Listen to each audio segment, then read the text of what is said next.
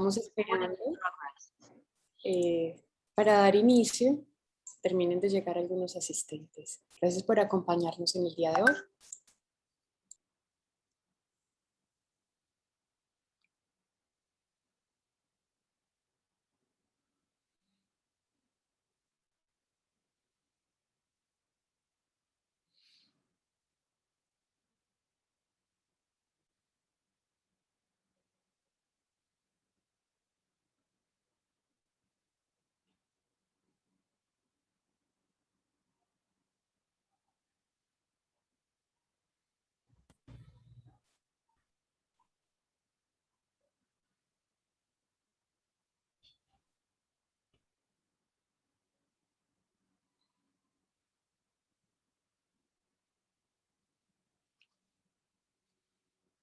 Profesor Andrés, ¿cómo estás?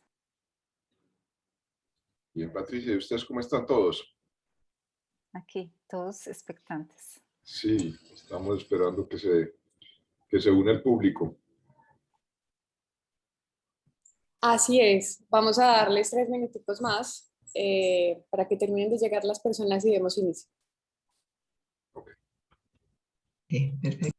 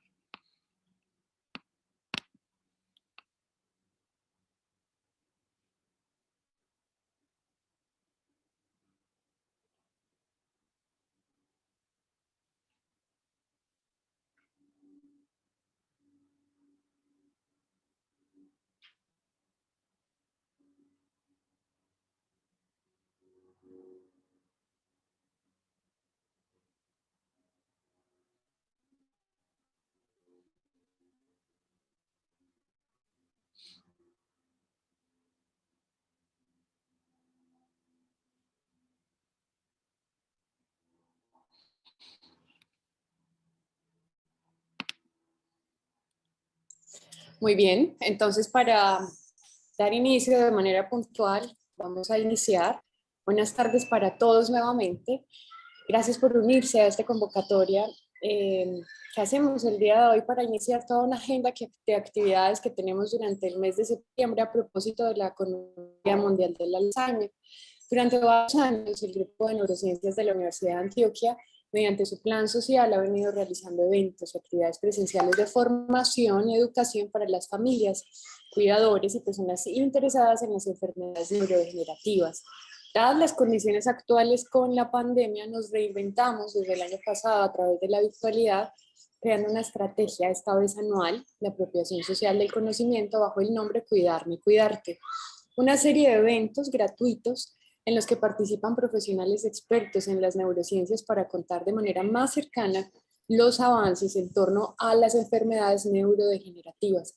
Se han realizado talleres, seminarios, charlas, conferencias magistrales, dirigidos todos a diversos públicos de interés, familias, cuidadores, pacientes y estudiantes.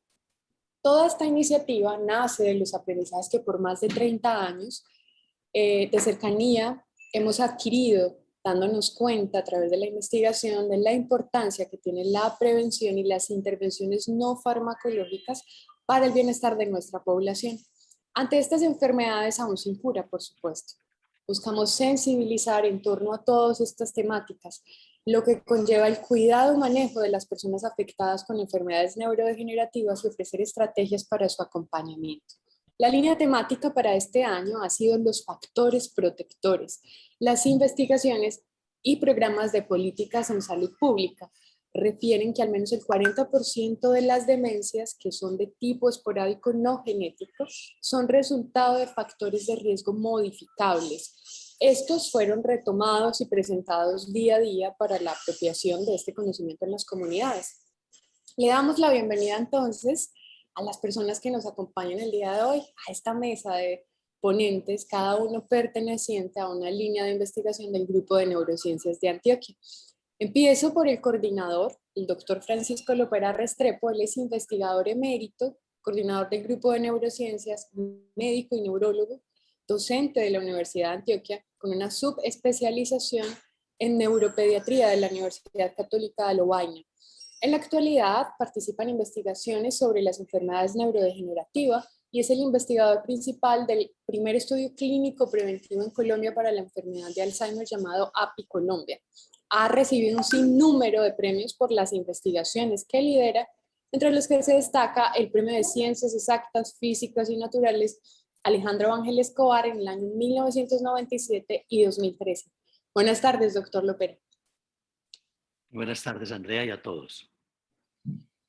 Para continuar, saludamos ahora a la doctora Lucía Madrigal. Ella es psicóloga de la Universidad de San Buenaventura, doctora en investigación en psicología clínica y de la salud de la Universidad de Málaga, en España, con diversas publicaciones acerca de temas como violencia de género, cuidado y enfermedades neurodegenerativas. Es investigadora, enfermera y fundadora del Grupo de Neurociencias con más de 30 años de experiencia en investigación y acompañamiento integral a cuidadores y familias de pacientes con enfermedades neurodegenerativas y de personas dependientes. Hola, Lucy.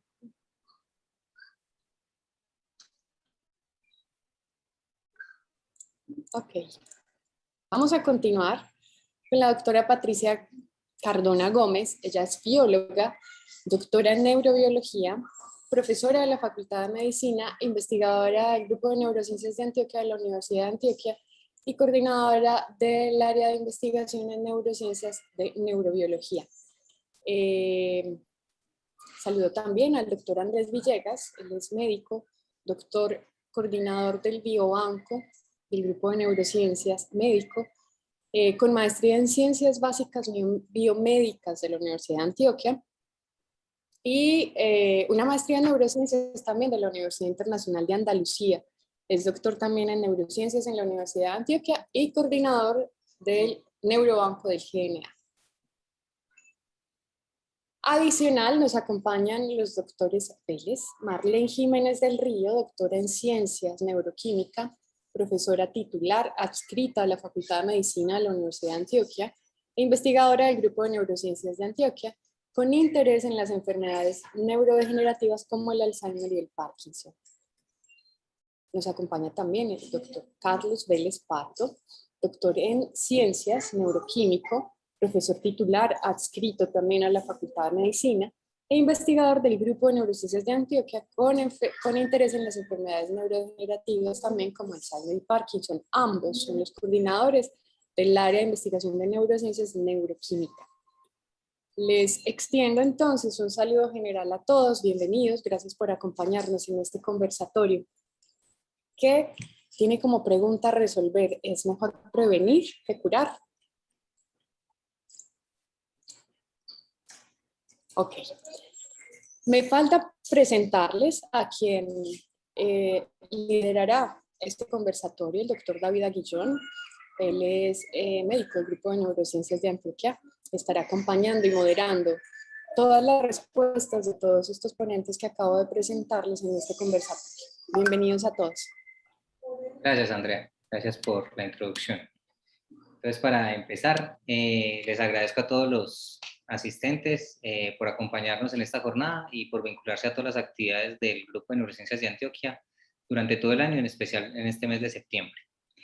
En este conversatorio vamos a discutir acerca de una pregunta: si es mejor prevenir que curar, y acerca de factores protectores en la enfermedad de Alzheimer. Y para empezar, quisiera proponerle al doctor Lopera que nos contara un poquito acerca de los términos prevención primaria, prevención secundaria y prevención terciaria, y con la evidencia actual y bajo la experiencia que él tiene, cuál es el mejor momento para intervenir población con riesgo de enfermedades neurodegenerativas. Bueno, para hablar de prevención primaria, secundaria y terciaria es necesario hablar primero de 3 momentos en la evolución de la enfermedad de Alzheimer, que son los siguientes. El último momento en la vida de una persona con Alzheimer es la demencia. La demencia es un estado que puede durar 10 o más años y se caracteriza porque la persona ha perdido la memoria, otras funciones cognitivas en un grado tal que requiere supervisión y cuidador, porque la persona ha perdido la autonomía y la independencia. Ese es el último estadio de la enfermedad.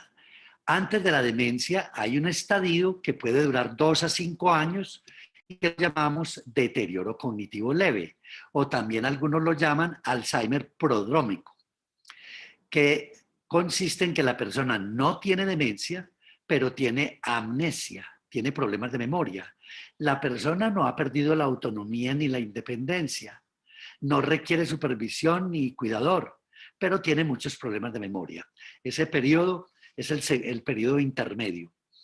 Y antes del deterioro cognitivo leve tenemos un periodo que puede durar décadas, 10, 20 o 30 años, y que se llama Alzheimer asintomático o Alzheimer preclínico. ¿Por qué? Porque la persona no tiene demencia, no tiene amnesia, no tiene problemas de memoria, no tiene ningún síntoma, es una persona completamente normal, pero en su cerebro ya están ocurriendo los fenómenos patológicos de la enfermedad de una manera lenta y silenciosa. Entonces, de acuerdo a esos 3 estados, podemos hablar de tratamientos de prevención, terciario, secundario y primario. Bueno, ¿qué es un tratamiento terciario, de prevención terciaria? Es tratar personas que tienen Alzheimer prodrómico o deterioro cognitivo leve para evitar que lleguen a la demencia. Es decir, ya la persona está enferma, ya tiene síntomas y hacemos un tratamiento, cualquiera que él sea, farmacológico o no farmacológico, pero el objetivo será impedir que desarrolle demencia. Eso se llama prevención terciaria. Mejor que hacer prevención terciaria es hacer prevención secundaria. ¿En qué consiste la prevención secundaria? Consiste en tratar gente que no tiene síntomas, que no tiene demencia, que no tiene deterioro cognitivo leve ni problemas de memoria, está completamente sana, pero su cerebro ya tiene cambios patológicos de la enfermedad. Es lo que estamos haciendo en API Colombia.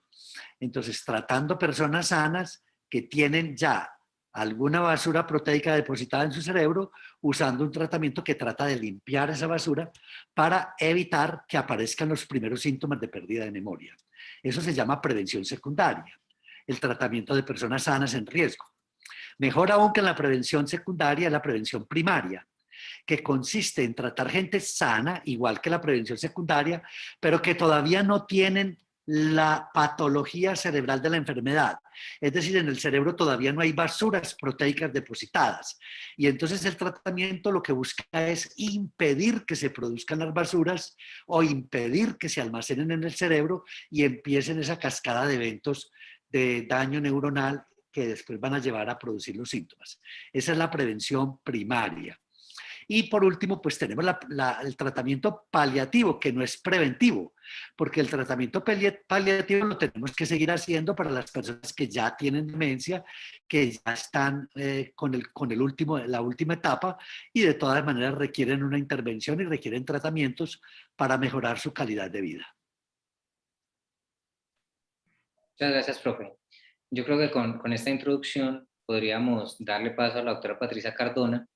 Quisiera preguntarle por qué ella considera que es importante hablar de prevención en enfermedades neurodegenerativas.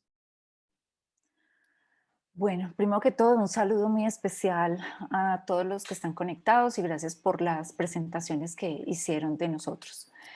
Bueno, a ver, yo creo que el punto más importante que hay que tener en cuenta es que nuestro organismo, cada parte de nuestro cuerpo, es como si fuera un pequeño, muy microscópico ladrillito que se va construyendo dependiendo de los hábitos de vida que nosotros tengamos.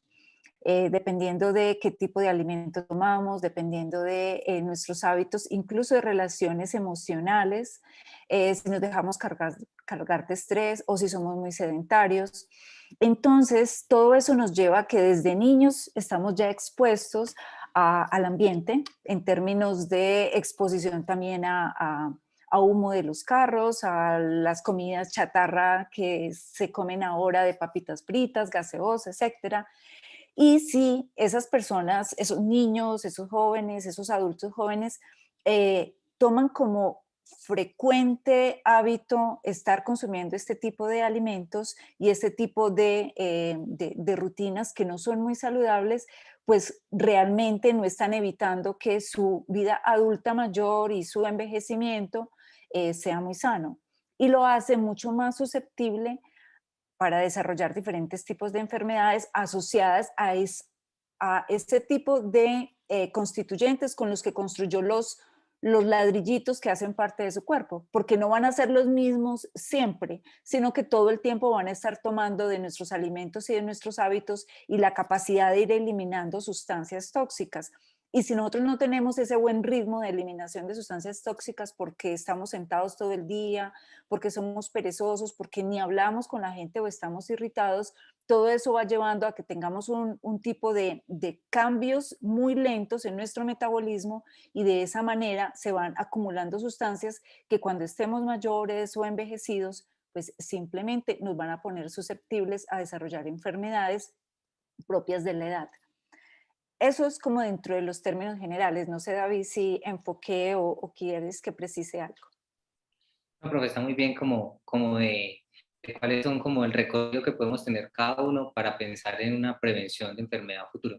Y eso en parte está en la discusión de cuándo es el mejor momento para iniciar a prevenir una enfermedad de Alzheimer, que es el temor que muchos tenemos o tienen de sufrir esta patología.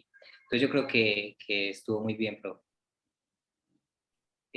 Doctora Marlene, no sé si quisiera agregar algo asociado a esta misma pregunta. ¿Por qué considera usted, desde su experiencia, por qué es importante hablar de prevención en la enfermedad de Alzheimer?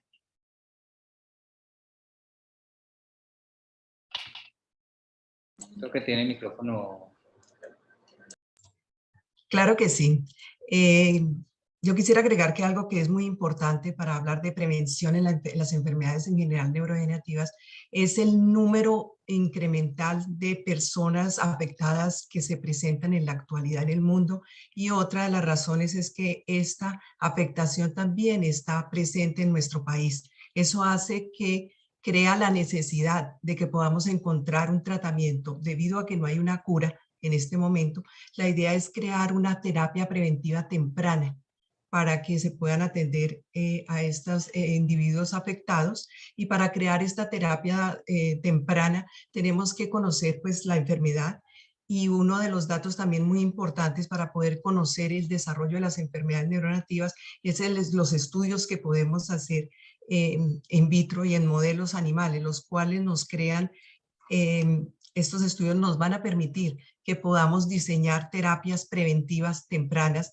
Diría que yo, como pues bien lo explicó el doctor de Lopera, tendrían que ser terapias enfocadas a una prevención primaria, que pudieran tratar efectivamente a estos pacientes que, debido a que el curso de la enfermedad es lento y la presentación de la sintomatología es tardía, eso impide en un momento determinado identificar con propiedad o con precisión en qué momento es que está apareciendo realmente el deterioro o el daño neuronal en estos pacientes y acompañados de esta sintomatología.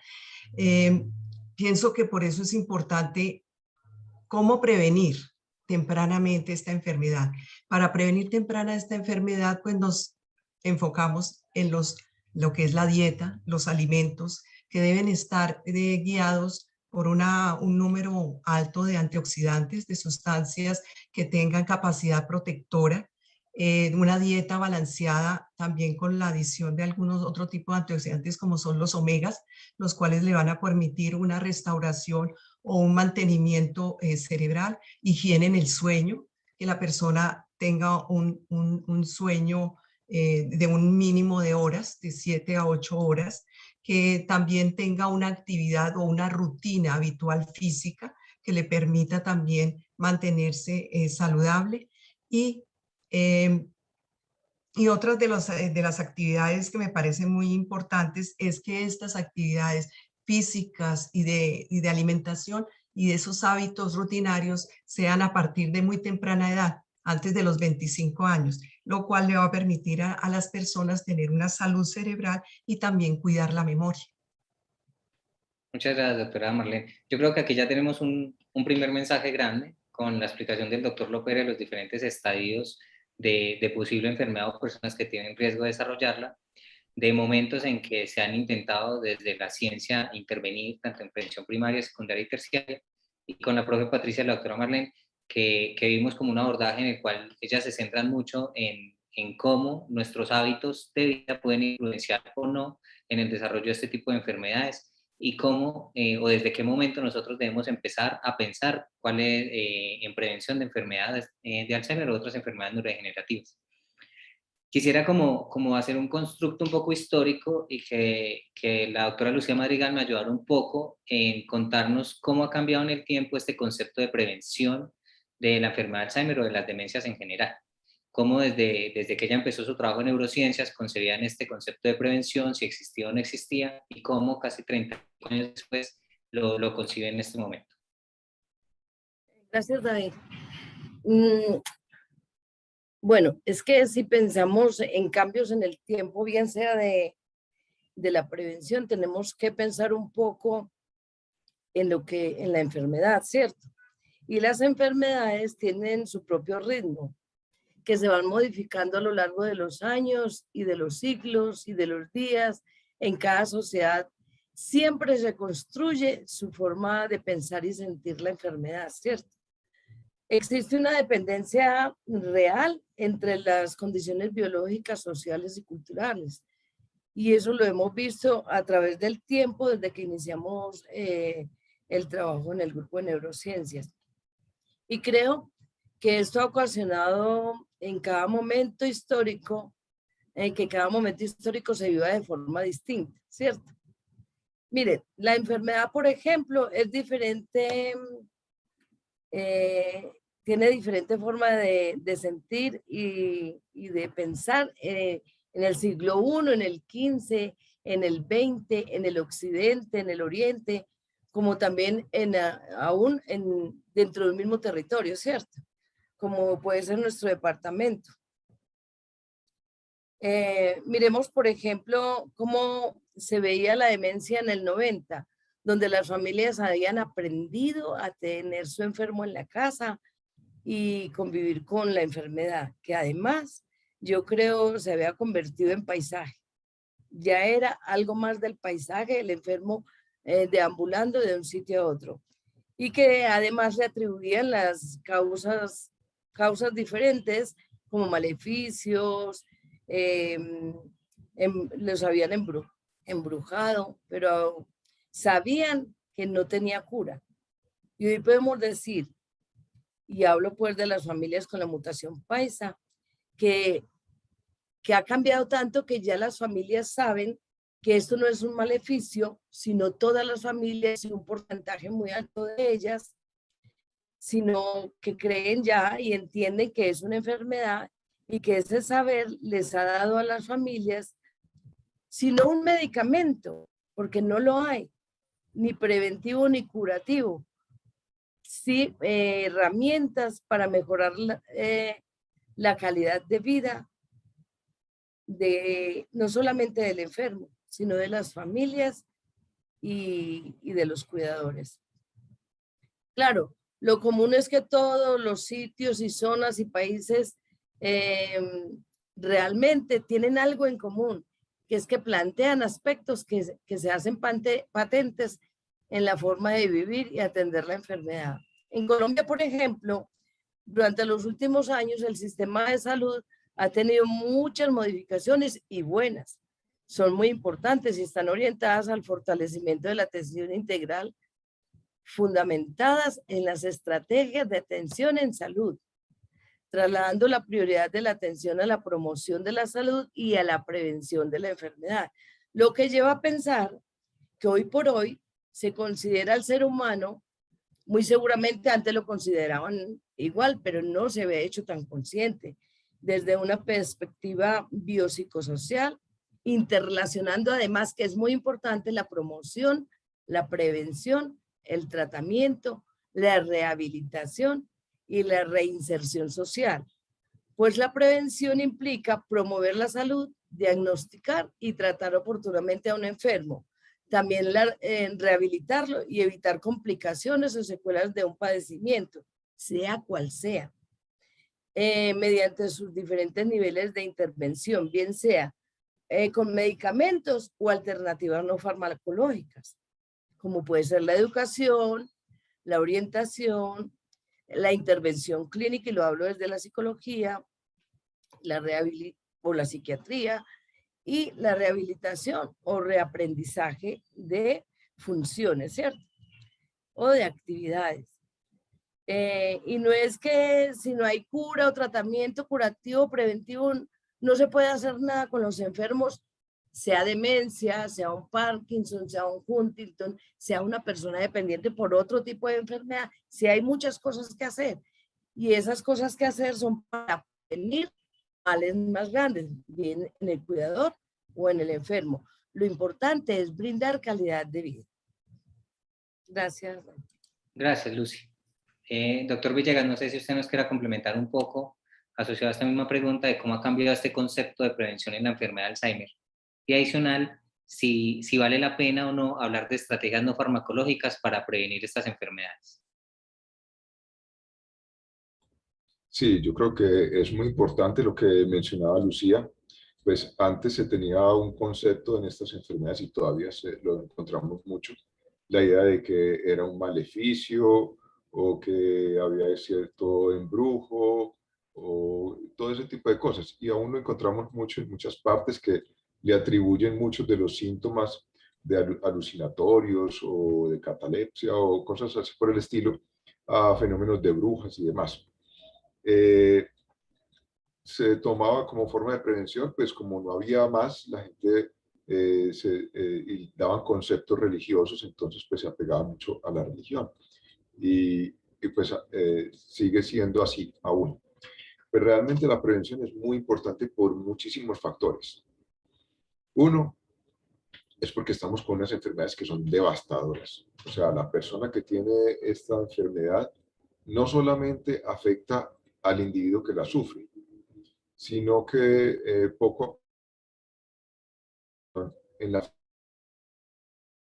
dinámica familiar y en muchos aspectos, física, en la forma en que vemos a ese ser querido, económicamente. Entonces, el daño es grandísimo. Otro aspecto ya lo mencionaban antes, y es la prevalencia de estas enfermedades. Son enfermedades extremadamente comunes. O sea, y no solamente eso, sino que están directamente relacionadas con el envejecimiento. Entonces, nosotros mismos, todos tenemos una muy alta probabilidad de sufrir esta enfermedad dependiendo a qué edad lleguemos. Entonces, realmente la importancia de la prevención es altísima. Farmacológicamente, desgraciadamente, aunque tenemos medicamentos que ayudan para el manejo de esta enfermedad, pues no existe ningún medicamento curativo. Se ha visto que aunque se han propuesto algunos medicamentos a nivel profilácticos, digamos como preventivos, o que puedan ayudar a retrasar la enfermedad, pues aún no carecemos de un medicamento o algún fármaco que pueda impedir que alguien se vaya a enfermar de esta enfermedad. Entonces, pues lo único que tenemos y la herramienta más poderosa que tenemos es el acumulado de conocimientos que se han tenido hasta la fecha de qué cosas pueden retrasar o prevenir, aunque sea en alguna medida, estas enfermedades. Y por eso es que debemos tener en cuenta y aprovechar al máximo todos estos conocimientos. Yo diría que el avance más grande que ha habido en el mundo en investigación en estas enfermedades es precisamente la suma de todos esos conocimientos de todos esos grupos de investigación alrededor del mundo que han aportado cada uno su granito de arena, indicando que tal elemento sirve o no sirve o que ha mostrado resultados que indican que puede haber algún grado de protección o que esto puede afectar la enfermedad. Gracias a esa construcción de conocimientos, pues hemos avanzado mucho y no estamos con las manos vacías. O sea, les podemos decir a las personas que si tienen ciertas conductas, pues no le podemos garantizar que no se vaya a enfermar, pero que se ha visto que esas personas que siguen ese tipo de comportamientos, pues reducen o atrasan la aparición de estas enfermedades. Entonces, realmente es fundamental hablar de prevención en este tipo de enfermedades. Profe, muchas gracias. Yo creo que iba otro mensaje súper grande, es que la construcción de un envejecimiento exitoso empieza desde la juventud, inclusive desde la misma niñez, porque en este caso, y actualmente hay muchos casos de obesidad infantil que tendrán una repercusión también en la vejez, ¿cierto? Entonces, esa construcción de un envejecimiento exitoso, un envejecimiento saludable, debe empezar desde muy temprano. Y quizás todos los que estamos en este conversatorio es porque hemos tenido contacto con pacientes con enfermedad de Alzheimer. Sin embargo, hay mucha población que quizás no ha tenido este contacto, pero igual tiene el mismo riesgo. Entonces, esto es algo que debemos como promulgar mucho, que es la prevención. Siguiendo con esa línea que nos contaba el doctor Lopera también, de unas basuras proteicas y una serie de situaciones que están ocurriendo en el cerebro, la enfermedad de Alzheimer ha tenido un crecimiento exponencial en cuanto a conocimiento de investigación acerca de su biología, y ha permitido el conocimiento de diferentes biomarcadores que han logrado explicar el porqué de la enfermedad de alguna manera y han sido blancos de algunas propuestas de medicamentos que se han lanzado en ensayos clínicos. Quisiera preguntarle al doctor Carlos Vélez, desde el enfoque en ciencias básicas sobre prevención de enfermedades neurodegenerativas, ¿cómo ha impulsado o impactado el descubrimiento de estos biomarcadores en este tipo de enfermedades? Sí, muchas gracias. Bueno, yo quisiera que antes de comenzar a explicar las implicaciones y los avances, quisiera definir qué es un biomarcador. Un biomarcador es cualquier indicador biológico de una situación que está ocurriendo, en este caso, en un paciente. En ese sentido, entonces, la enfermedad de Alzheimer, para saber en qué situación está el paciente, la investigación ha encontrado algunos indicadores, principalmente traídos del líquido cefalorraquídeo, del cerebro y de sangre. Entonces, con estas tres fuentes de esas moléculas, nos van a decir qué tanto está el enfermo o en qué situación biológica puede estar. Y básicamente se han determinado tres biomoléculas, por así decirlo. Una, el beta-amiloide, del cual ya el doctor Lopera lo relacionó como una basura, y efectivamente probablemente es un desecho que tiene una función dentro del sistema biológico, mental. Tenemos también otro biomarcador que es la proteína tau, indicadora cuando se encuentra en altas concentraciones en líquido cefalorraquídeo o en sangre, se puede determinar un grado alto de neurodegeneración porque esta proteína se encuentra precisamente dentro de las neuronas. Y también tenemos un último marcador que es neuroinflamación. Básicamente haciéndole seguimiento a citoquinas proinflamatorias. Son básicamente moléculas que tratan de defender el cerebro de los insultos, de esa basurita del beta-amiloide, que normalmente se acumula en el cerebro, y responden las células secretando ciertas moléculas de alerta para defensa de las neuronas dentro del mismo cerebro. Desafortunadamente, el sistema, como ya está sobrecargado de esta proteína beta-amiloide, pues las señales se hacen demasiado grandes, demasiado evidentes y atacan en cierta forma las mismas neuronas. Yo creería que haciendo un cruce de cuantificación objetiva de todos estos llamados biomarcadores, se podría entonces determinar el estado o situación patológica en la cual está el paciente. Obviamente que en el momento presente diría yo que el único o uno de los marcadores que son rastreables con alta fidelidad sería la proteína tau fosforilada. básicamente porque, como les decía, cuando se destruye la neurona, estas moléculas circulan en el cuerpo de la persona y se encuentran en altas concentraciones. Entonces, con respecto a los no afectados, pues se encuentran diferencias. Y básicamente los estudios se hacen de forma estadística y comparativa, porque se tiene un estado de personas que aparentemente están normales y se comparan todos estos biomarcadores, los tres principalmente que acabo de mencionar, y así se pueden determinar valores objetivos propios de la misma enfermedad. Entonces, toda esta búsqueda de estos indicadores ha tenido un avance importantísimo, todavía no definitivo dentro del diagnóstico de la enfermedad, pero sí ha dado, como algunos de ustedes han mencionado, un conocimiento mucho más aproximado para poder diagnosticarle a un paciente la enfermedad.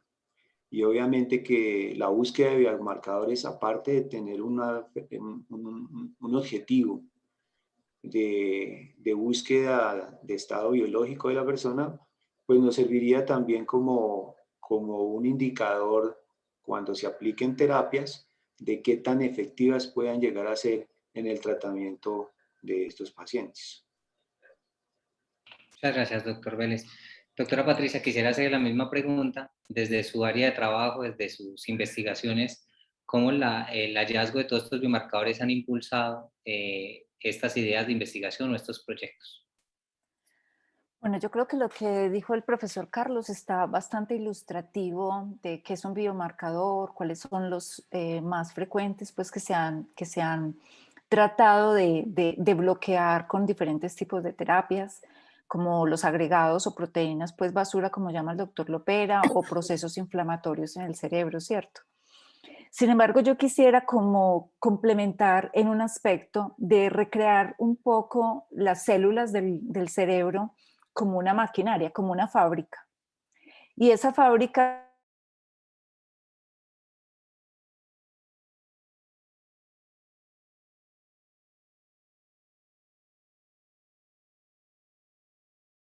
es más familiar para todos.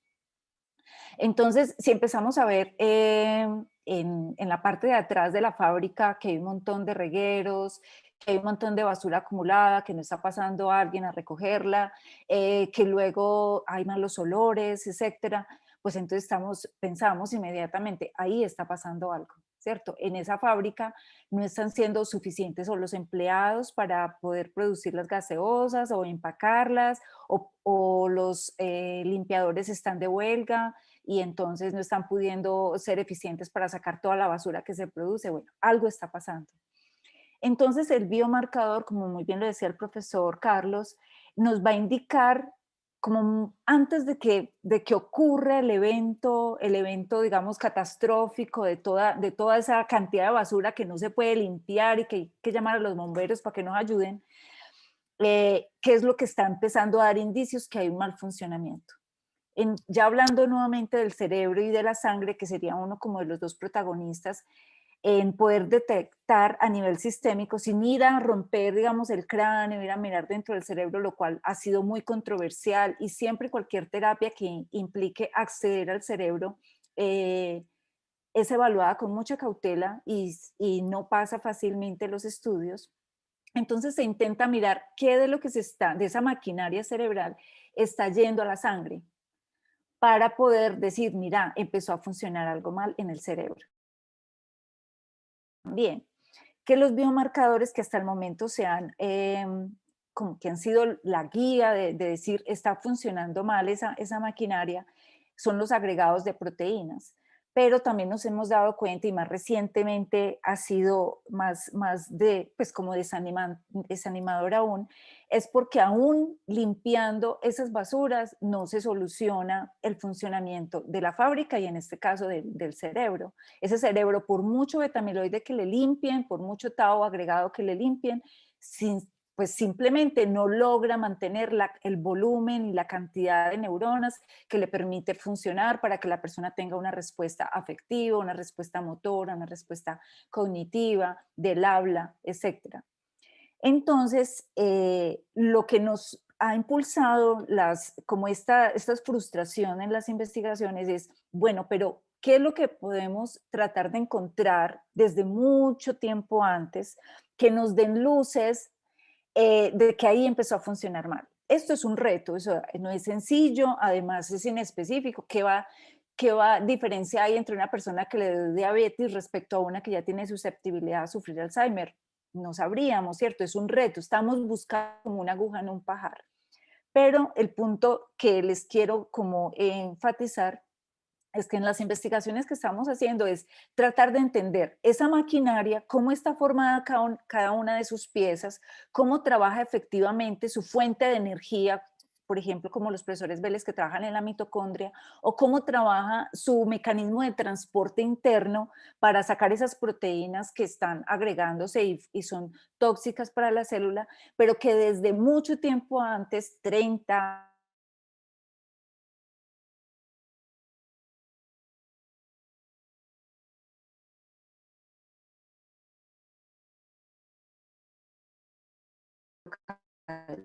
color. Entonces, los constituyentes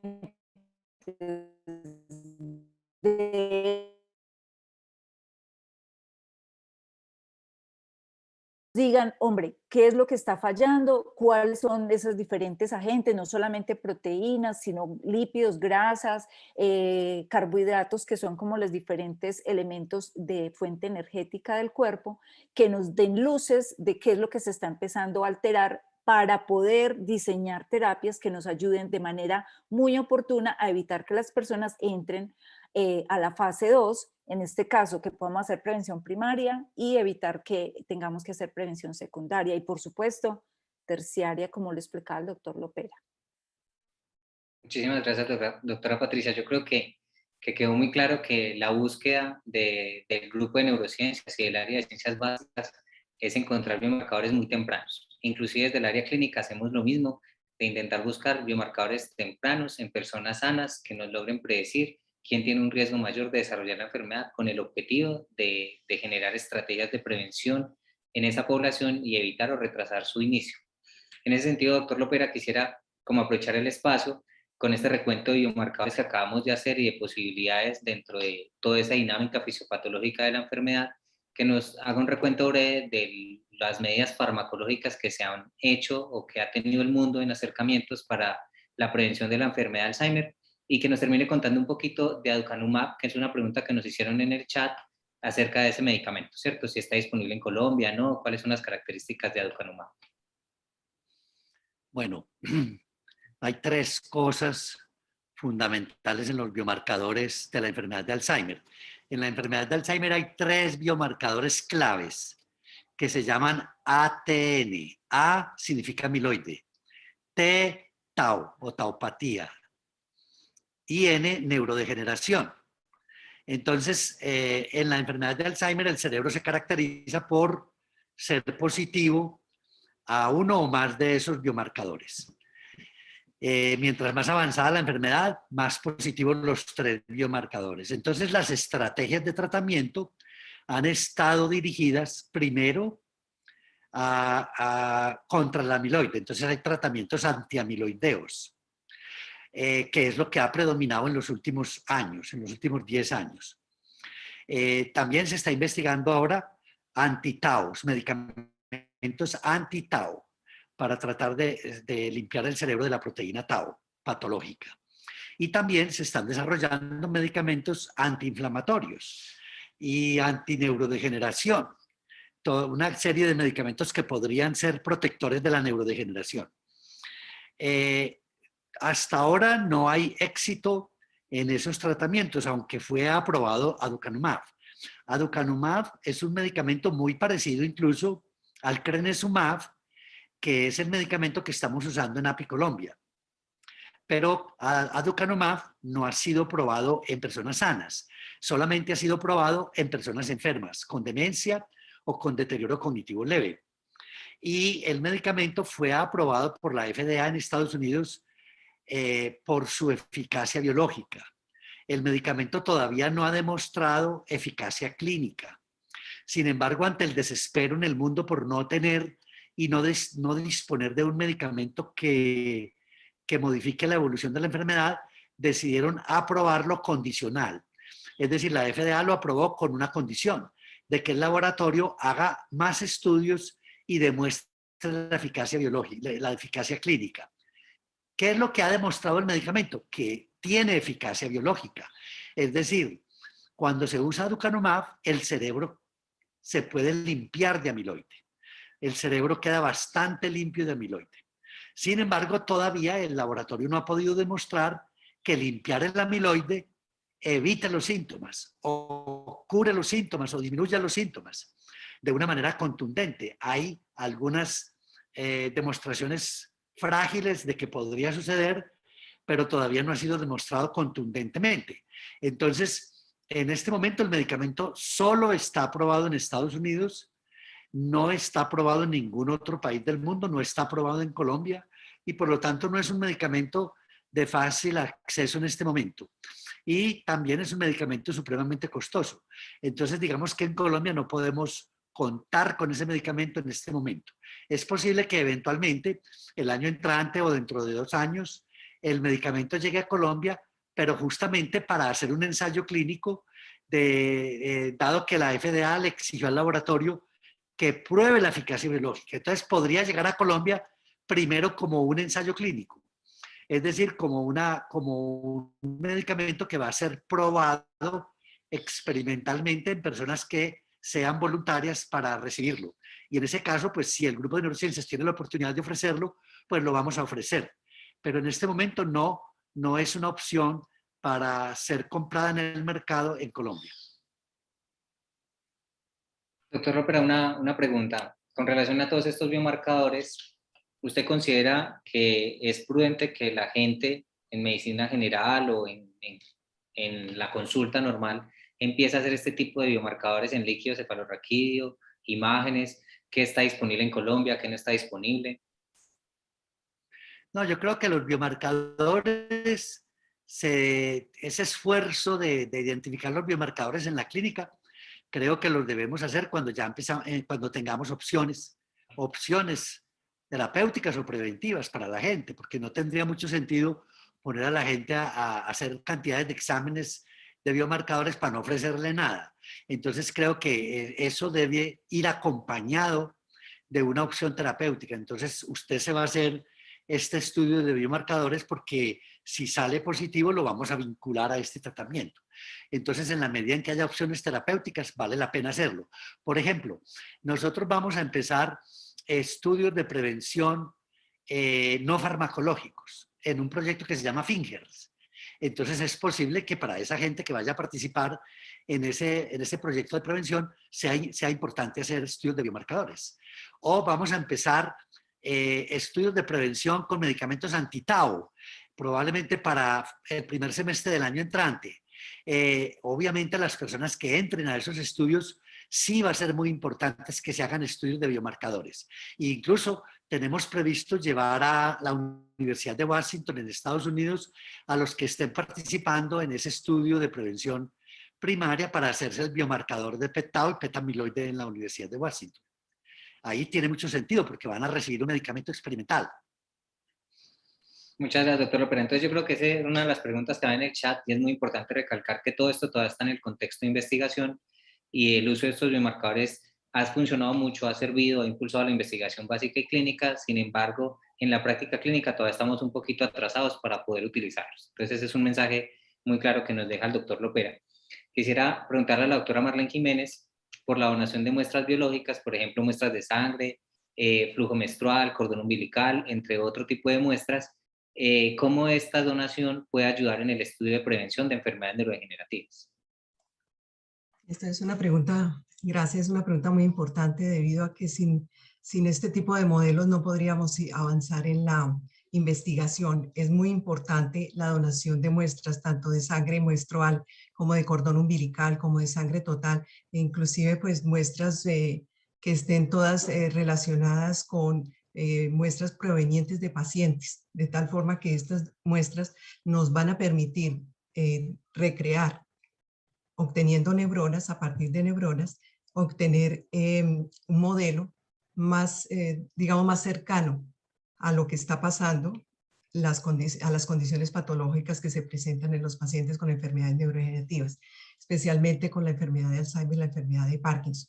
El modelo de donación de sangre menstrual es un modelo muy interesante porque es un modelo que nos permite y que nos ha permitido obtener neuronas a partir de células madre aisladas de sangre menstrual, obtener neuronas, las cuales pueden reproducir la neuropatología de la enfermedad también de Alzheimer. Otra de las muestras interesantes y muy importantes son la de cordón umbilical, las cuales también nos han permitido recrear toda la neuropatología de la enfermedad de Alzheimer e inclusive nos ha permitido también el diseño terapéutico de posibles tratamientos con diferentes compuestos, los cuales han demostrado tener una amplia eficacia para revertir todos los hallazgos neuropatológicos que se presentan en los pacientes con la enfermedad de Alzheimer. Considero que estas muestras son de fácil adquisición y de fácil donación por parte de los donantes, debido a que no son invasivas, son muestras obtenidas de desechos biológicos, que realmente son las que se van a descartar y que nosotros podemos utilizar para investigar estas enfermedades neurodegenerativas.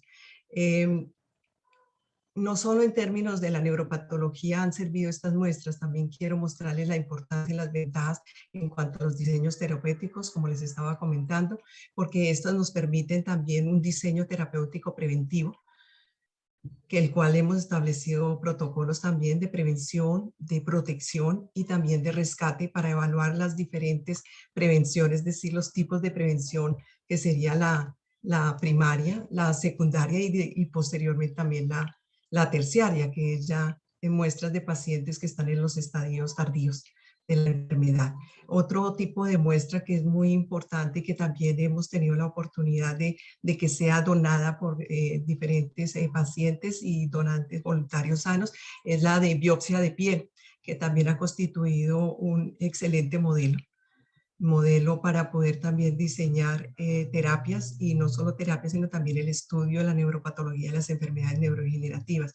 Yo pienso que esta es una gran oportunidad para poder también aprovechar e invitar a todos los audientes, o sea, los cuidadores, los familiares y los pacientes de estas, que presentan estas enfermedades neurodegenerativas, a que nos donen muestra de estos tipos de tejidos, de estos tejidos, y podrían contactarse directamente pues con nosotros. Nosotros tenemos en la página del grupo información acerca de cómo se haría la donación, y nosotros, ellos una vez hagan el contacto y tienen alguna inquietud o alguna sugerencia también, es decir, que puedan contactarse con nosotros y nosotros podríamos darles la explicación completa e ilustrativa de cómo pueden tomar las muestras y cómo pueden donar estas muestras. Y es una invitación a decirles, juntos podemos descubrir las enfermedades neurodegenerativas y encontrar terapias que podrían prevenir tempranamente estas enfermedades. Muchas gracias, doctora Marlene. Y quisiera extender la pregunta al doctor Villegas, como coordinador del único neurobanco que hay aquí en Colombia, de cuál es la importancia de la donación de cerebros o otras muestras o de líquido cefalorraquídeo para buscar factores protectores o hablar de prevención de enfermedad de Alzheimer. Sí, claro que sí. Gracias, David, por la pregunta. Realmente, si miramos muchos de los elementos en este tipo de enfermedades, lo que tenemos aún es una ignorancia muy grande, o es un gran desconocimiento de lo que está pasando en estas enfermedades. Pues podemos mencionar elementos como los que decíamos ahora, el conocimiento de beta-amiloide, de tau, de todos estos procesos. Pero la realidad es que en el mundo todavía no se sabe por qué se enferman los pacientes. Entonces, eso es extremadamente grave desde todo punto de vista, porque estamos proponiendo tratamientos sin tener todavía un conocimiento claro de lo que está pasando. Aunque hemos avanzado indiscutiblemente grandes cantidades en el conocimiento de estas enfermedades y en muy poco tiempo, pero tenemos todavía un vacío de conocimientos gigantesco. Encontramos pacientes que no tienen beta amiloide y sufren otro tipo de demencia, pero sufren una demencia que es muy equiparable a lo que pasa en la enfermedad de Alzheimer. Tenemos pacientes, como lo mencionaba ahora Patricia, se les puede quitar el beta amiloide y aún así sufren la enfermedad. Tenemos muchas taupatías, o sea, tenemos un grado de desconocimiento muy grande.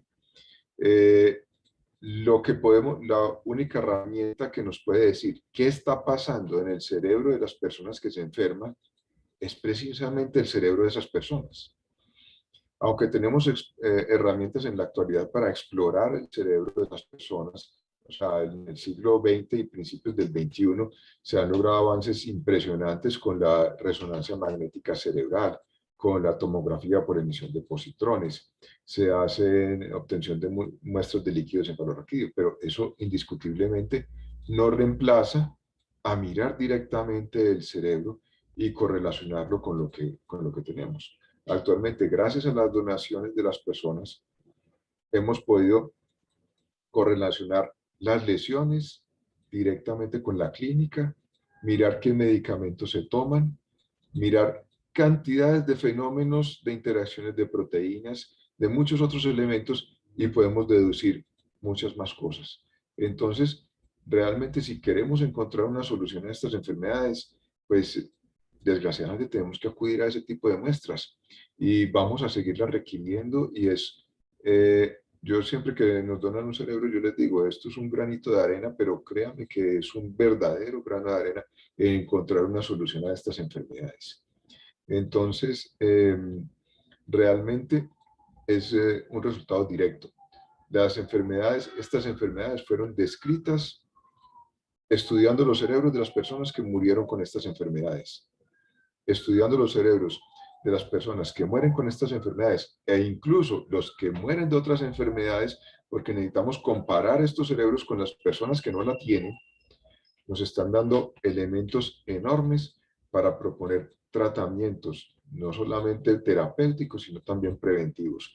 Porque si decimos que prevenir la enfermedad es hacer un buen cuidado de la parte cardiovascular del individuo, o de las glicemias, de la diabetes, pues obviamente tenemos que mirar el cerebro de una persona que sea diabética y de uno que no sea, para poder indicar si realmente están ocurriendo esos cambios o no. Entonces, son herramientas de una gran importancia. Y pues yo aprovecho, como siempre, a agradecer a todas las familias que han tenido ese desprendimiento hacia nosotros de brindarnos algo tan valioso como es el cerebro de un ser querido. Yo digo que nosotros en realidad no somos dueños de ningún banco de cerebros. Son las familias las que han donado, las que son verdaderamente dueñas del banco de cerebros. Porque nosotros lo único que hacemos es administrar lo que nos dan para tratar de sacarle el mayor provecho posible. Entonces, realmente son cosas que nos han brindado y que están dando frutos y que van a seguir dando frutos durante muchos años. Muchas gracias, profe. Yo quisiera aprovechar, no sé si la doctora Marlene o el doctor Carlos nos pueden contar de pronto un poquito de la experiencia de modelos celulares, modelos animales que han utilizado para buscar factores protectores o entender un poco la enfermedad que finalmente ayude en ese camino de la prevención. Bueno, adelante. Bueno, yo creo que antes de comenzar con los modelos nos gustaría comentar que para el año 2000 teníamos como una idea, propuesta, y como ustedes comprenderán, la ciencia avanza en tanto que uno realice las mejores aproximaciones en cuanto lance ideas, hipótesis de trabajo. Hacia el año 2000 nosotros nos propusimos una hipótesis de trabajo y era que el estrés oxidativo como tal es un evento dañino propio a la neurona. Entonces, como en la enfermedad de Alzheimer se producen ciertas basuras, la proteína beta amiloide era la causante, o se dice que es la causante de esos daños internos dentro de la neurona. Y durante los últimos 20 años hemos estado trabajando en esa hipótesis sin realmente poderla demostrar de forma convincente. Queriendo decir con esto, de que tuvimos que llegar primero que todo a recrear la enfermedad lo más cercanamente posible a ella, utilizando tal vez uno de los mejores modelos que hemos podido encontrar, y es las células mesenquimales estromales de cordón umbilical. Estas células, por sus características inmaduras, pueden transdiferenciar o convertirse en neuronas con unos tratamientos especiales que se hacen a nivel del laboratorio, y para nuestra sorpresa, estas células especializadas lograron producir lo que fue el beta amiloide, la proteína tau, daño mitocondrial, en fin, todo lo que en 40 años puede uno observar en un paciente, lo recreamos en 10 días. Entonces, esto nos dio la posibilidad de explorar y confirmar si el estrés oxidativo estaba jugando un papel importante en la enfermedad. Y efectivamente, encontramos que en paralelo a la producción de beta amiloide en estas células, se produce simultáneamente un evento dañino hacia los organelos internos de la neurona. Y en el tiempo también se produce los daños posteriores, que son la fosforilación de la proteína tau y algunos marcadores que nos dicen que la neurona efectivamente está muriendo. Entonces, en ese sentido, el modelo de derivadas de este cordón umbilical, estas sangres de cordón umbilical nos proporcionan entonces un modelo muy cercano a lo que está ocurriendo en las neuronas de estos pacientes. Gracias a que la doctora Marlene últimamente propuso que también se podrían derivar neuronas de sangre menstrual, para nuestro avance en este sentido de comprender un poco más la enfermedad, encontramos que efectivamente también se encuentran células mesenquimales con la característica también de que se pueden transdiferenciar o formar neuronas similares a las que se encuentran destruidas en los pacientes de Alzheimer. Esto entonces nos ha proporcionado de valiosas herramientas para poder entonces estudiar procesos mucho más íntimos a la neurona, para poder encontrar soluciones terapéuticas que pudieran con los años probablemente otorgárselos y ofrecérselos a las personas que padecen del Alzheimer. Entonces, para nosotros estos modelos han representado un grande avance, porque hemos podido en poco tiempo recrear una enfermedad multifactorial, complicada, compleja. Obviamente que aquí también sacrificamos elementos vitales para el estudio de la enfermedad, y es todo lo que tiene que ver con los elementos ya que no se pueden estudiar in vitro, que es ya propios de la misma persona, esos de daño muy tempranos, que dañan sus capacidades mentales para leer, para la atención, para cosas que realmente el modelo no podría ofrecer. Entonces el modelo prácticamente es una sustracción que estamos haciendo, una forma muy resumida de lo que ocurre en el cerebro de los pacientes en un muy corto tiempo. Entonces, eso ha sido la historia realmente del trabajo con estos modelos. Muchas gracias, doctor Vélez. Doctora Marlene, ¿quiere complementar algo? Quisiera agregar algo que dijo, adicionar a lo que muy bien expuso el profesor Vélez, y es que este modelo de sangre menstrual no solamente nos ha servido para recrear o tras diferenciar a obtener neuronas, sino también para obtener astrocitos en corto tiempo. Es un modelo que tiene la capacidad de diferenciar un alto porcentaje en astrocitos, del 70% aproximadamente, lo cual nos ha permitido estudiar los procesos, digamos los procesos de inflamación en presencia de neuronas mutadas, 280, y mostrar cómo esta activación puede liberar o activar interleuquinas proinflamatorias. Por lo tanto, digo que esto es un modelo excelente para obtener. Además, es un modelo disponible, digamos que no es un modelo finito o no tenemos que esperar mucho tiempo para poder obtener una nueva donación de muestras de sangre menstrual, como ocurre con el cordón umbilical, que lógicamente tenemos que tener un tiempo más prolongado de espera para la donación. En ese sentido, creo que estos modelos, y hemos demostrado que estos modelos constituyen unos modelos excelentes para poder recrear la neuropatología de la enfermedad. Lógicamente que la idea es un reto más, es poder estas células, poderlas obtener a partir de ellas neuroesferas y posteriormente organoides, que ese sería el fin que queremos obtener para poder recrear todos los marcadores neuropatológicos de la enfermedad en un solo modelo in vitro, y así poder dar respuesta a los mecanismos de señalización que están ocurriendo en corto tiempo, recreando la enfermedad de una evolución de 10 a 12 años, las enfermedades neurodegenerativas. Muchas gracias, doctora Marlene. Doctora Patricia, quisiera como también conocer parte de su experiencia y todo su trabajo en su línea de investigación. Hay recorridos para saber qué hace la enfermedad en las neuronas, pero también hay investigaciones que quieren mirar cómo ciertos factores de riesgo pueden influenciar o no en la neurona, en el astrocito, en esa dinámica o en ese ambiente, esa unidad neurovascular. Entonces quisiera que nos contara un poquito acerca de su experiencia en este campo, por favor. Gracias, David, por la pregunta. Bueno, realmente nosotros con los modelos animales de enfermedad de Alzheimer, son unos ratoncitos que son modificados genéticamente y desarrollan pues toda la progresión del deterioro cognitivo, los agregados en el cerebro, los procesos inflamatorios.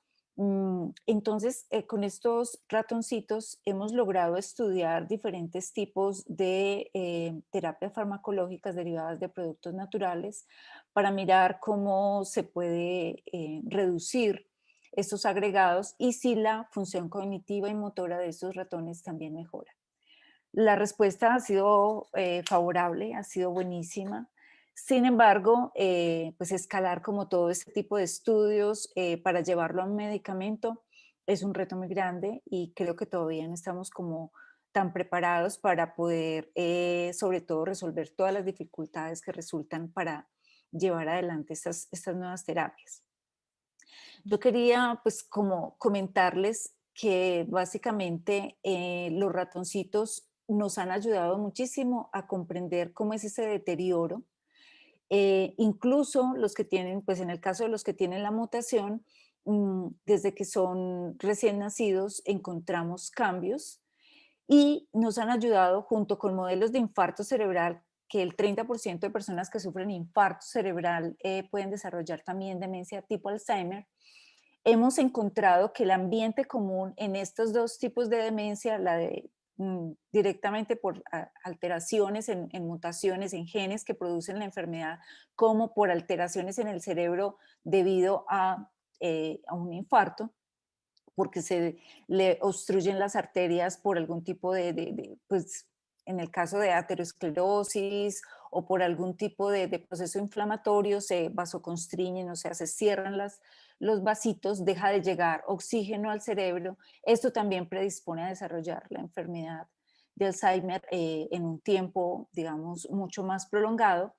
Entonces, el común denominador que hemos encontrado es el tipo de células que conforman el cerebro, que no son solamente las neuronas las que se conectan, no son solamente las neuronas las que producen los neurotransmisores, sino que ellas dependen de otros tipos de células como los astrocitos que hacen todo el trabajo metabólico, o sea, cuánta energía necesita, cuánto lípido necesita, cuánto colesterol necesita.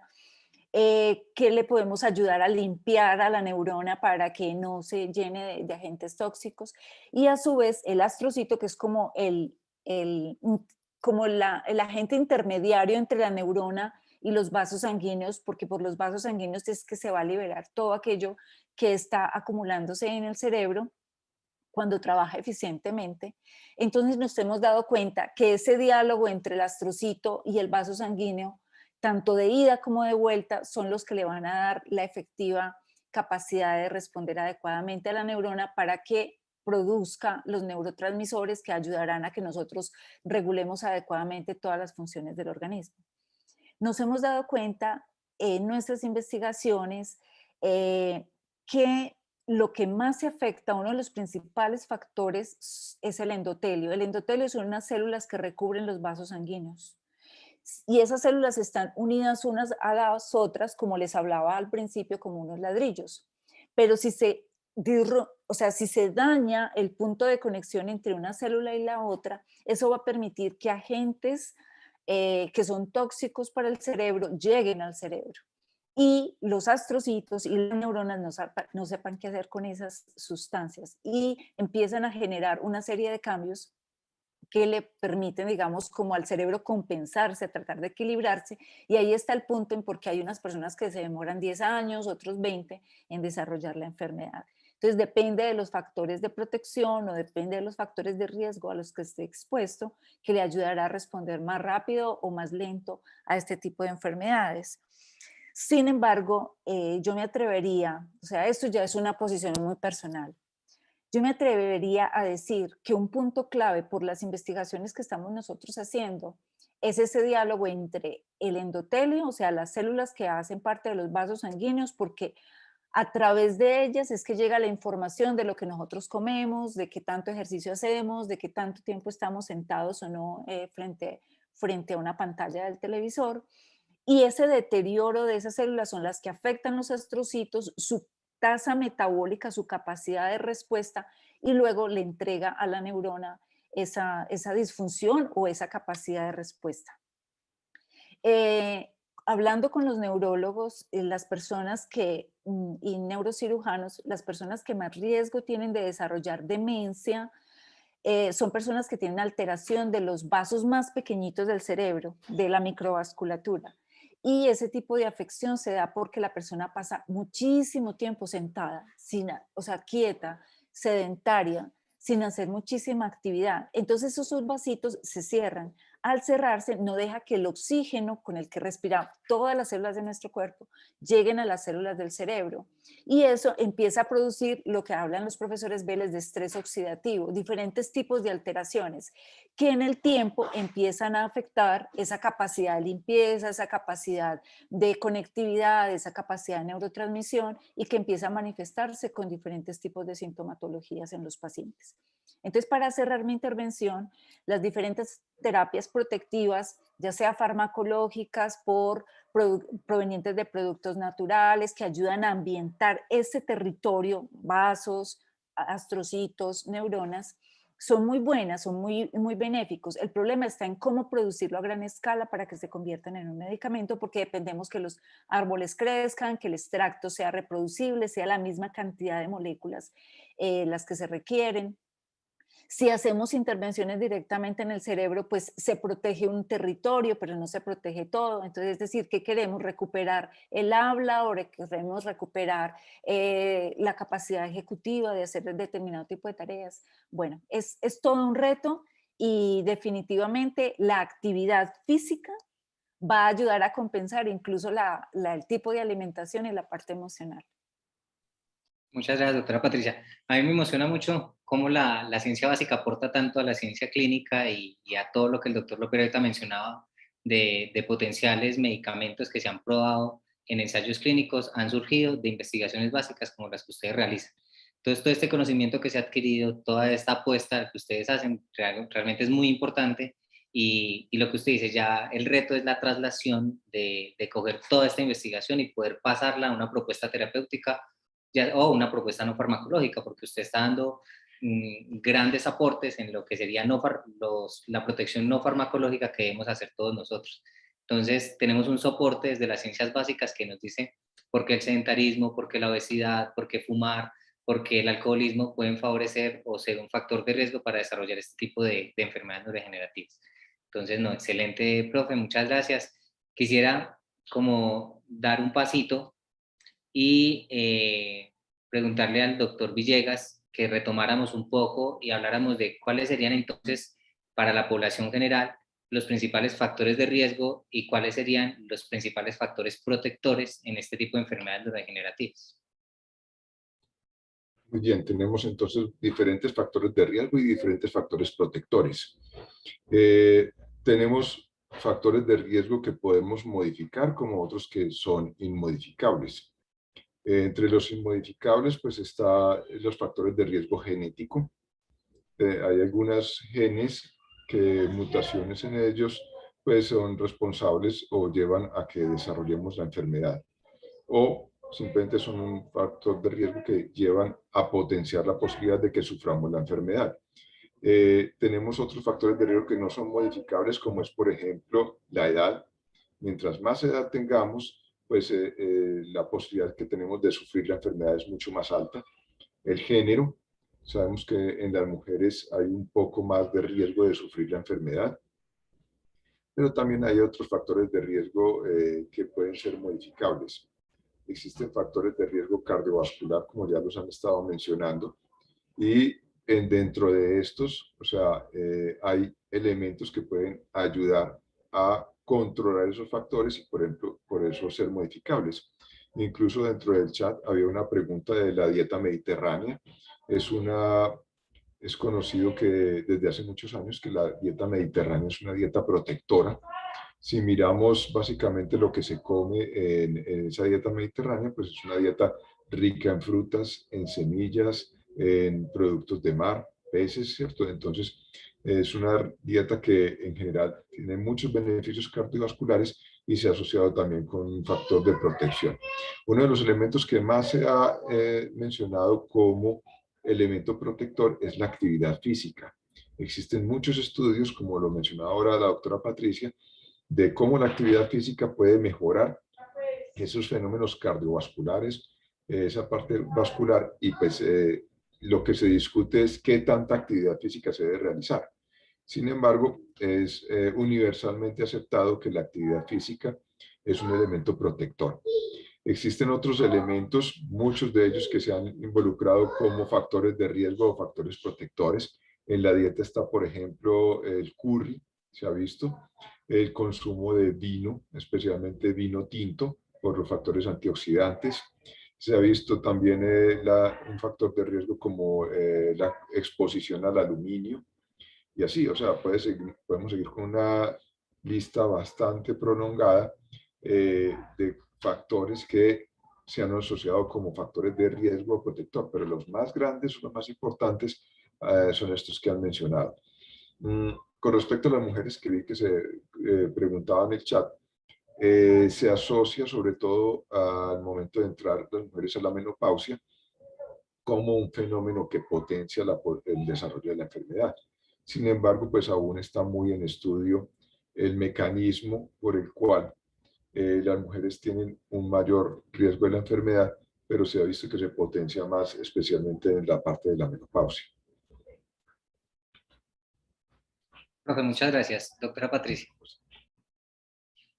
Solo quería agregar algo que también es un punto que casi no le hacemos énfasis en general, sin embargo es un factor de riesgo importante. Ay, perdón. Y los golpes. Los golpes, o sea, se ha visto que las personas, por ejemplo, los boxeadores o los jugadores de fútbol americano, son como los ejemplos más típicos de recibir muchos golpes, desarrollan enfermedades neurodegenerativas como Parkinson, pero también Alzheimer o incluso enfermedades psiquiátricas. Entonces, yo lo que quiero ahí como hacer énfasis es que el cuidado personal, o sea, yo que tanto cuido, evito estarme accidentando, estarme dando golpes contra, no sé, hay personas que se dan golpes porque no cierran bien la puerta y entonces el carro arrancó y la persona salió disparada. o porque usó una silla que estaba mal ensamblada y se cayó y se dio un golpe en la cabeza, o salir a hacer, no sé, cualquier actividad sin la protección adecuada. Entonces, eso es importante porque hay varios estudios, cada vez cogen más fuerza, en que las personas que sufren diferentes, sin mencionar, por ejemplo, los de trauma craneoencefálico en un accidente automovilístico, pero se ha visto que paulatinamente las personas que reciben golpes empiezan a tener un deterioro en esa capacidad de lo que les hablábamos ahorita, las diferentes células del cerebro, de responder adecuadamente, de limpiar adecuadamente de sustancias tóxicas. Entonces quería también comentarlo porque es una de las cosas que más frecuentemente tenemos en nuestra vida diaria y que a veces no les ponemos mucha atención a los niños, a los jóvenes que son mucho más arriesgados. Muchas gracias, profe, por esa intervención. Doctor Lopera, quisiera preguntarle un poquito acerca del sustento de este estudio de prevención no farmacológica que usted nos contaba sobre Finger, sobre por qué una intervención multimodal es mejor que solo hacer actividad física, por ejemplo. Doctor David, creo que el doctor Lopera tuvo un problema con la conexión. Ok. No sé si alguno de los panelistas quiera como contestar de por qué en medidas no farmacológicas es mejor hacer intervenciones multimodales a realizar solo una intervención como dieta mediterránea o solo hacer actividad física o solo estimulación cognitiva. Yo creo que, pues, debido a que me hicieron antes la pregunta con respecto a los factores modificadores, pues es importante que lo señale. Ahí realmente faltaron otros elementos. Uno pues muy importante, el que acabo de mencionar la doctora Patricia, con respecto a los traumas encefalocranianos, es básicamente incluso uno de los mecanismos más conocidos como factor de riesgo para estas enfermedades. Otro elemento que, por ejemplo, faltaba era la actividad intelectual. Mantenerse activos no solamente física, sino intelectualmente también ha sido conocido como un factor de protección. Realmente lo que vemos en estas enfermedades es que en el caso de la enfermedad de Alzheimer, como en varias de ellas, son enfermedades multicausales. No hay un factor específico. En muy pocos casos encontramos lo que llamamos una linealidad, o un factor directo que diga uno, esto fue lo que causó directamente la enfermedad, sino que hay muchos elementos. Incluso la parte emocional también es un factor importante a tener en cuenta. Entonces, debemos tener un mecanismo para la protección más integral.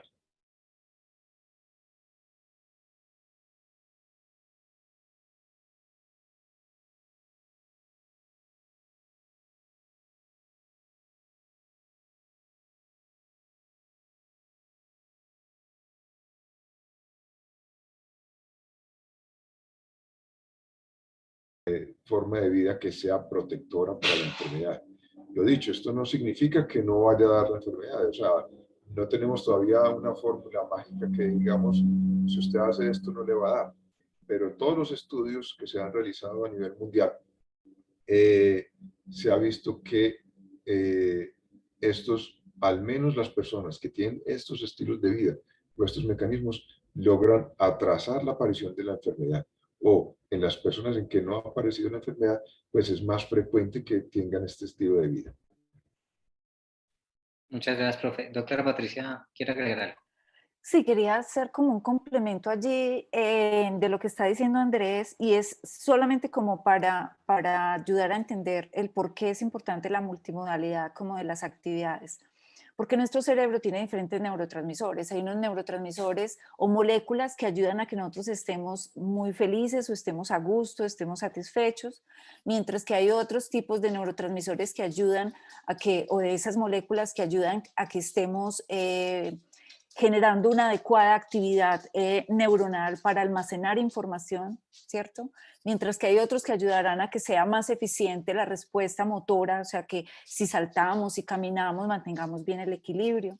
Mientras que hay otros neurotransmisores o esas moléculas e incluso hormonas, no solamente neurotransmisores, que ayudarán a que todo esto se mantenga, o sea, que el dormir bien, como decían ahorita, el comer bien, permite que el organismo esté funcionando y pueda hacer las actividades como emocionales, sensoriales, motoras, cognitivas de manera adecuada y no que se, digamos, potencie una pero en contra de otra. O sea, yo estudio mucho, tengo una superactividad intelectual, pero me la paso 20 horas al día sentada.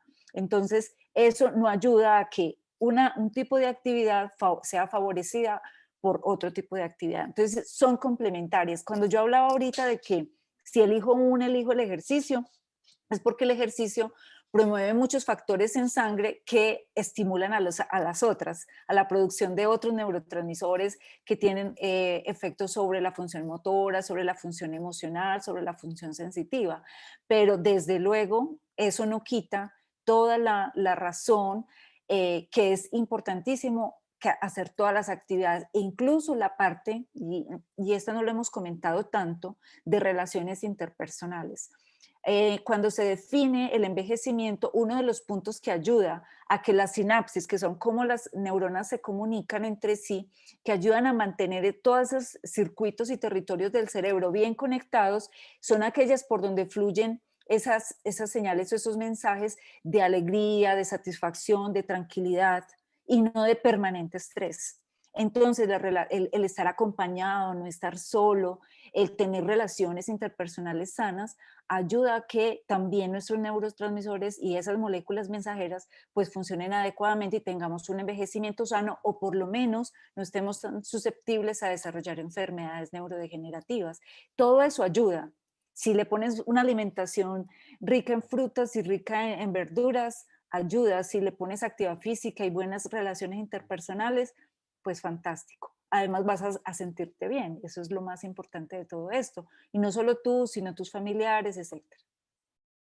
Profe, excelente. Yo creo que hicimos un recuento muy bien de factores de riesgo y factores protectores.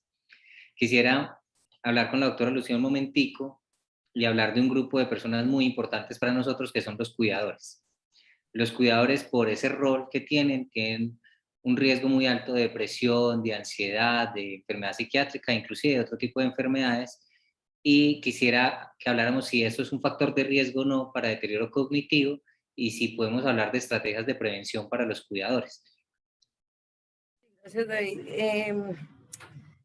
Bueno, es que viendo el panorama como nos lo están presentando los doctores, siempre es un poquito asustador, pero si se tiene en cuenta que tenemos muchos factores de riesgo, muchísimos, empezando por la edad, no sabemos por qué se enferman los pacientes, no tenemos medicamentos preventivos y curativos menos, entonces se preocupa uno bastante. Tanto como me preocupo yo, se preocupan los cuidadores. Pero es que miren, si vemos además unos síntomas que día a día van aumentando y que van deteriorando, o que se están presentando en mí y parece que no me los creo. Pero también tenemos un diagnóstico, que eso sí nos da. Hay muchas cosas que no, pero diagnóstico sí nos dan, y afortunadamente estamos en esta época en la que ya se dan diagnósticos, porque hubo una época en que el doctor se guardaba el diagnóstico y entonces la familia no sabía nada. Pero como tenemos ese diagnóstico, es desde ahí de donde nos tenemos que agarrar, por decirlo de alguna manera. Y entonces, con ese diagnóstico, ¿qué toca hacer? Primero, aprender de la enfermedad.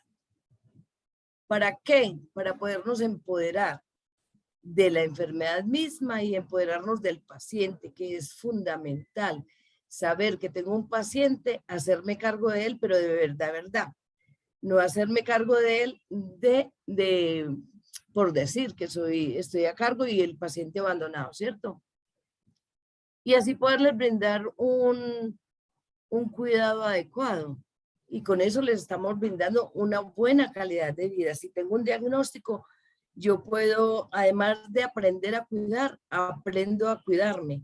Y eso es preventivo, porque voy a evitar muchas dolores de cabeza, mucha ansiedad, mucha depresión. Si sé de la enfermedad, eso me ayuda mucho.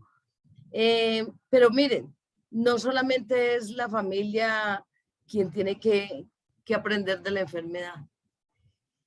Esto es de dos actores. Los unos son los profesionales. Nosotros como profesionales debemos y tenemos la obligación de educar a los miembros de la familia, al individuo, a la sociedad en general, sobre la enfermedad. Hay que valorar como profesionales y explicar la evolución de la enfermedad de forma clara para que los cuidadores y la familia puedan saber qué hacer y mermar un poco la ansiedad, la angustia y la depresión. Brindar información de cuidados, de esos cuidados que son directamente al enfermo y cómo evitar otras alteraciones como pueden ser las escaras, las zonas de presión, la congestión pulmonar, etcétera. Hay que brindar orientación y educación a 3 niveles en general. A la sociedad, porque muchas veces nos limitamos solamente a contarle a la familia, pero hay que divulgar, hay que contar qué son esas enfermedades, qué se puede hacer, cómo ayudar a estas familias que tienen enfermo en la casa. Hay que divulgarlo en los grupos, a los individuos, individualmente a la gente, ¿cierto? Eso nos ayuda a que nos empoderemos, a que lo tengamos como nuestro. Es que es mi vecino, pero también siento que le puedo echar una manita a esa persona que está cuidando. Y el otro actor son los familiares o cuidadores, o los dos, porque ellos nos ayudan, el aprender de la enfermedad es muy importante, porque sabré qué hacer en cada momento de la evolución, cómo tengo que actuar. Eso me ayuda a aprender estrategias de cuidado que lleven a mejorar la calidad de vida de todos. Aprender a cuidarse, y eso implica, y esto es muy importante, que la mayoría de los cuidadores y las familias no lo hacen, es aprender a pedir ayuda. No saben pedir ayuda, no quieren pedir ayuda, pero tampoco a veces aceptan esa ayuda, ¿cierto? Entonces, esos son, yo pienso que las cositas que tenemos que tener claras cuando somos cuidadores, cuando tenemos un paciente en la casa, aunque yo no sea el cuidador principal, y que me puede ayudar para sobrellevar la enfermedad y evitar otras consecuencias que pueden estar en mí o en el resto de la familia. Y además, si aprendo todas estas cositas, seguramente voy a mantener la familia como una piña unida y no disgregada, que es lo que muchas veces pasa. Muchas gracias, Lucy. En ese Gracias. sentido, Lucy, ¿verdad? Sí. En ese sentido, los cuidadores tienen un riesgo un poquito mayor de algunas enfermedades y tú explicabas que requieren como concebir la enfermedad no como si fuera de ellos solamente, sino de toda la familia y que requieren buscar apoyo. Pero vos consideras que ellos, los cuidadores, también requerirían hacer actividad física, requerirían hacer otro tipo de estrategias que les ayude a prevenir la enfermedad. Cuando uno les explica lo que es la enfermedad, también les explica hasta dónde pueden ellos llegar y qué pueden coger para ellos y no coger, ¿cierto? Porque cuando es un cuidador que día tras día, o sea, 25 horas del día que no tenemos, están con el enfermo, 7 días de la semana, 365 días del año, porque la familia lo ha dejado solo o porque yo quiero cuidar, porque nadie sabe cuidar como yo, se enferman. Y hemos tenido cuidadores que se han muerto primero que el paciente. ¿Por qué? Porque les faltan estrategias, que es lo que tenemos que brindar, educación de estrategias para cuidarse ellos. Si ellos se cuidan, van a tener paciente bien cuidado, familia en un solo grupo bien unido, porque si no, no van a ser capaces de sobrellevar la enfermedad. No sé si te respondí la pregunta. Sí, Lucy, muchas gracias. Entonces, es como un mensaje para los cuidadores de salir y verse un poquito más como ellos y empezar a también buscar estrategias de prevención, hacer actividades, a buscar ayuda, a buscar grupos de apoyo. Todo eso es muy importante porque ya han explicado a lo largo de esta charla cómo todos estos factores protectores van a influir. Ahora quisiera que habláramos un poquito, Lucy, del enfermo en los diferentes estadios de la enfermedad. Ya hemos hablado de cómo prevenir o retrasar el inicio de la enfermedad. He visto a lo largo del chat algunas personas preocupadas por síntomas o por las diferentes etapas de la enfermedad. ¿Cómo yo puedo prevenir que pase una demencia leve a una demencia moderada, a una demencia grave? ¿O cómo puedo ayudarlo a ser independiente? La verdad es que prevenir que pase de una fase a otra no es tan fácil. Pues es que voy a prevenir para que no pase a la tercera, no. O para que no pase a la segunda, no. Lo que hay que prevenir es que esos síntomas se hagan más fáciles, más llevaderitos. Es decir, cuando pasan de una etapa, de la primera etapa, que son los olvidos, que es la repetidera, van a pasar a la otra fase, cuando es un Alzheimer genético, ¿cierto? Un Alzheimer.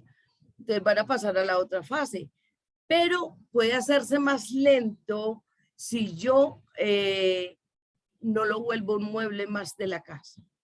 Es decir, es que como se está demenciando, pues yo lo voy a dejar ahí a que esté sentadito, pobrecito, está enfermo. No, no sabe barrer, pero dele la escoba para que le ayude.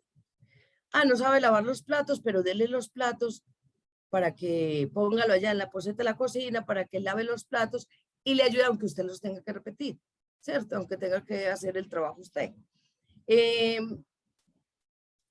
Eso hace, yo pienso que eso hace un poco más lento el proceso. No, es que como ya él camina tan despacio, pues no lo voy a dejar en la silla. No, no lo ponga en la silla. Ayúdelo a caminar. Eso le fortalece las articulaciones, no hace contracturas tan rápido, no hace escaras tan rápido y ese paso a la segunda fase va a ser mucho más lenta. O es que como ya está en la silla, pues yo para qué lo voy a tener en la silla, mejor lo voy a acostar y lo acuesto todo el día porque yo tengo otras cosas que hacer, yo no lo voy a voltear, es que no tengo tiempo, o es que para qué lo voy a voltear si está tan cómodo para ese lado. Hay que hacerle cambios de posición, para evitar que llegue ese momento en que se pueden presentar escaras, ¿cierto? Entonces, para pasar de una fase a otra, no hay forma de evitarlo, pero sí hay forma de evitar otras consecuencias que vienen con el paso de una fase a la Muchas gracias, Lucy. Bueno, no sé si alguien quiere hacer alguna intervención adicional. He visto pues como algunas preguntas dentro del chat, pero no sé si alguno de los panelistas quiere dar algún mensaje adicional en este momento. Y si no, respondemos a alguna de estas preguntitas que hay acá.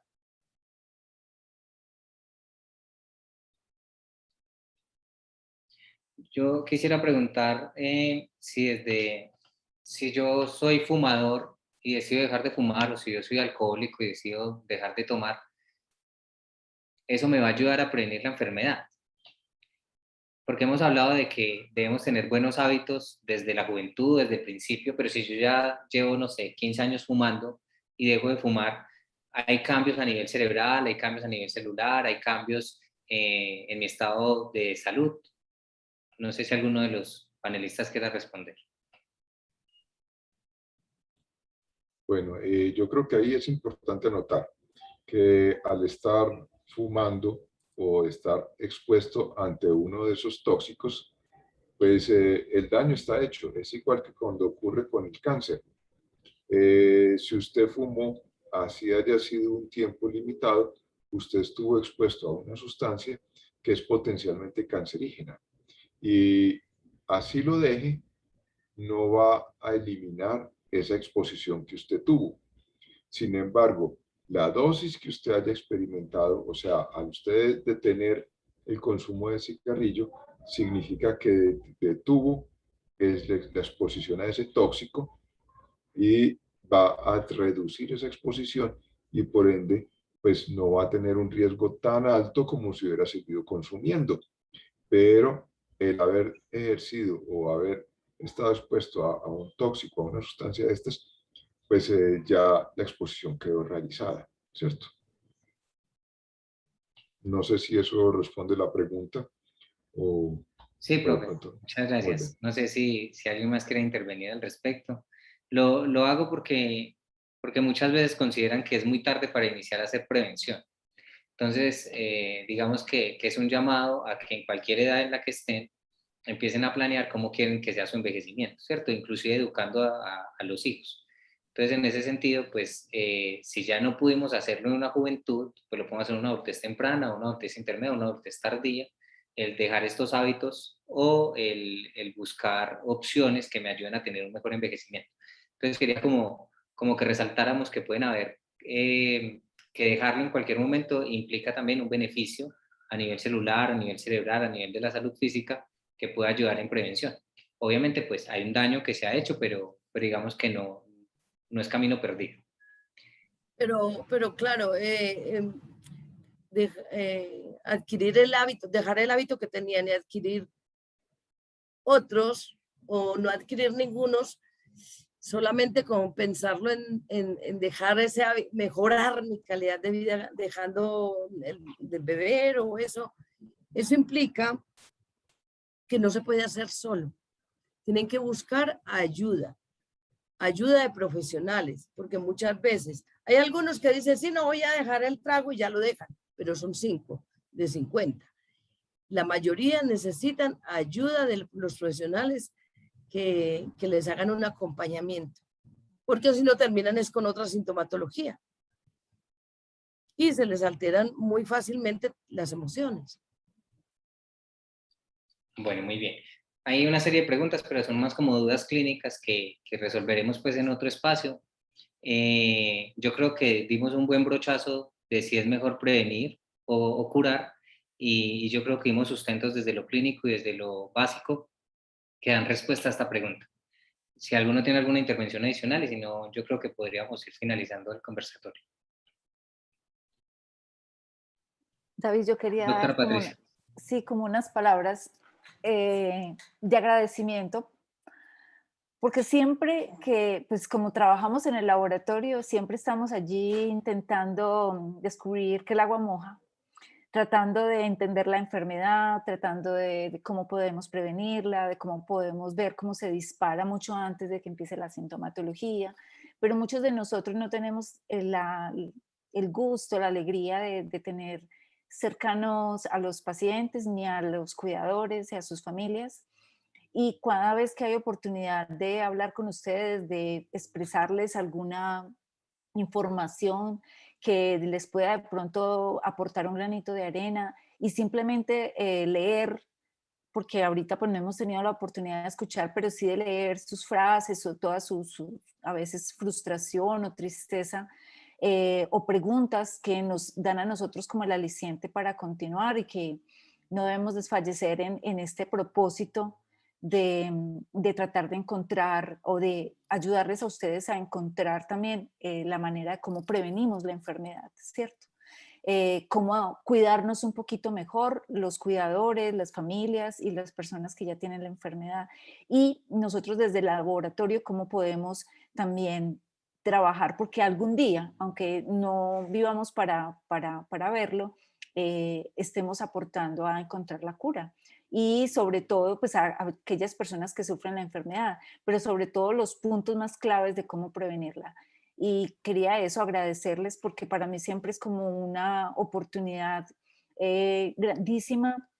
Me siento como honrada de que ustedes nos escuchen, que han sido realmente el aliciente para nuestras investigaciones, y que sigamos ahí a pesar de las frustraciones. Muchas gracias. Muchas gracias, doctora Patricia. No, yo creo que quedan mensajes grandes, como que hay todo un grupo de neurociencias, tanto en ciencias básicas como clínicas, que tiene un objetivo claro, que es prevención.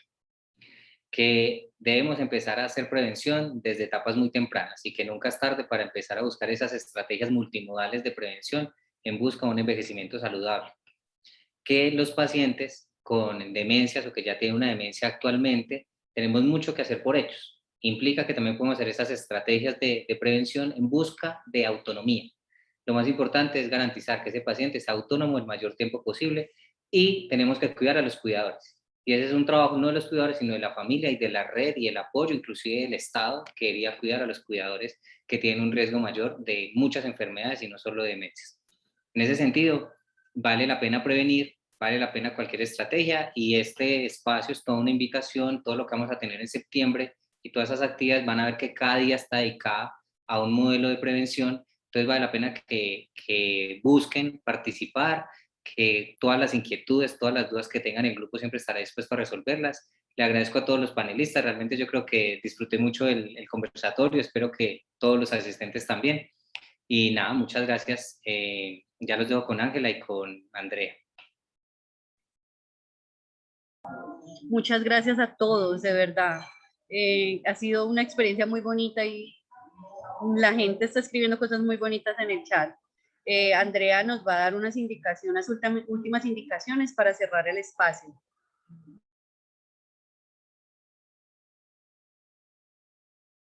Claro que sí, muchas gracias a todos por toda esa información tan valiosa, este conversatorio tan nutrido. Gracias a todos también los que nos compartieron sus inquietudes. Vamos a tener actividades diarias, como les decía al principio, para quienes no estaban en ese momento. Tenemos una agenda durante todo el mes, hasta el 22 de septiembre, con actividades cada semana, diariamente, a las 10 de la mañana y en la jornada de la tarde de 2 a 4. Vamos a estar publicando toda la información en nuestros medios sociales, en la página web www.cuidarmecuidarte.org. También compartimos a través de correo electrónico toda la programación, las piezas publicitarias y la agenda para que se programen con nosotros cada día y juntos conmemoremos en este mes el Día Mundial del Alzheimer. No es más, les agradezco nuevamente a todos los que nos acompañaron y a todos ustedes, doctora Marlene, doctor Carlos, doctor Villegas, doctora Lucía, doctor Lupera, doctora Gloria Patricia y Ángela, doctor David, Diana y Alejandra, que nos acompañaron también. Gracias. Gracias. Muchas Gracias por la gracias, invitación. Andrea, por la invitación. Gracias a todos, que estén muy bien. Enriquecedor. Gracias. Que estén muy bien. Muchas gracias a todos, que estén muy bien. Hasta luego. Hasta luego. Que estén bien.